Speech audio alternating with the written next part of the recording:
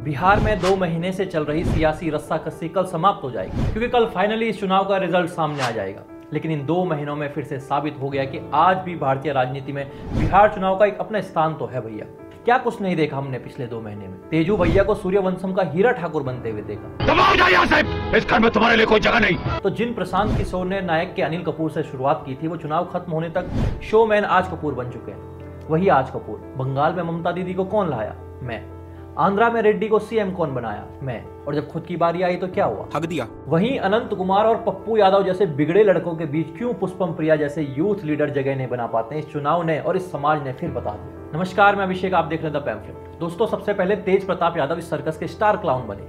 Social media पर प्यार का इजहार किया तो लालू परिवार ने उन्हें गेट के बाहर ड्रॉप कर दिया। पहले शिवजी की तरह त्रिशूल लहराते पोस्टर छपवाए और फिर बदलापुर का हीरो बनकर अपनी पार्टी का ही गठन कर दिया। पार्टी ऐसी जहां प्रत्याशी ही प्रचारक है और प्रत्याशी ही कार्यकर्ता। वहीं पप्पू यादव तो इस सर्कस के वाइल्ड कार्ड एंट्री बने। एक सभा में राहुल गांधी और तेजस्वी यादव जैसे बड़े नेता मंच पर चमक रहे थे तो पप्पू को साउंड सिस्टम के पास सड़क पर कुर्सी लगाकर बैठना पड़ा। कोल्ड ड्रिंक पीते उनका वीडियो वायरल हो गया। अगस्त में सासाराम की सभा में भी माइक नहीं मिला। चेहरे पर मायूसी साफ दिखी। अब सितंबर में राहुल की वैन से उतार दिए जाने का वीडियो भी वायरल हुआ तो बहस के बाद नाराज होकर बीच सभा में छोड़ दिए गए। फिर अक्टूबर में आचार संहिता लागू होने के बावजूद लोगों को पैसे बांटते हुए दिखे। मुकदमा हुआ तो बोले कि भगवान से तो डरते ही नहीं, चुनाव आयोग से क्या डरेंगे, जितना मुकदमा करना है कर लो। अब एग्जिट पोल्स के बाद कह रहे हैं कि महागठबंधन जीतेगा। नीतीश को चेतावनी दी कि बीजेपी धोखा देगी, वापस लौटाओ। वहीं प्रशांत किशोर का क्या हाल हुआ? स्ट्रेटेजिस्ट से सुपरस्टार बनने चले थे, फर्श पर रह गए।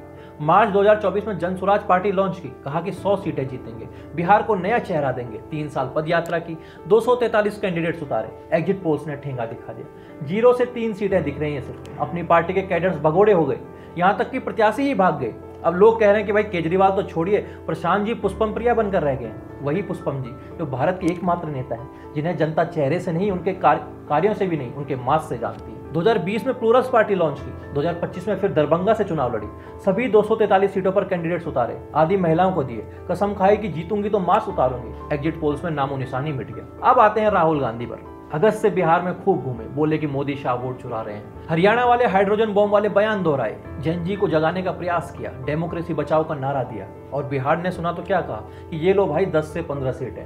नाव में उछलकर कूद देखने के लिए या हेलीकॉप्टर देखने के लिए हम भीड़ लगा सकते हैं, लेकिन कांग्रेस को वोट देने की बात मत करो भैया।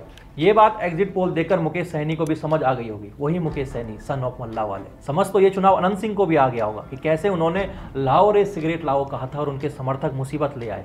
अब कथित छोटे सरकार जेल में है, लेकिन एग्जिट पोल्स में यहाँ जेडीयू मजबूत है, पर यह मजबूती परंपरा वाली है। कुल मिलाकर ये चुनाव बिहार का कॉमेडी ऑफ एरर्स था। यादव ब्रदर्स का फैमिली फाइट चला, पीके का फ्लॉप शो रहा, पुष्पम का ब्लैक मैजिक चला, राहुल का बॉम्ब फूटा, फुस बॉम्ब, साहनी का मछली जाल फिसला, अनंत का बाहुबली ट्विस्ट आया, पप्पू यादव का वाइल्ड कार्ड घूमता रहा और सीटों का म्यूजिकल चेयर्स चला।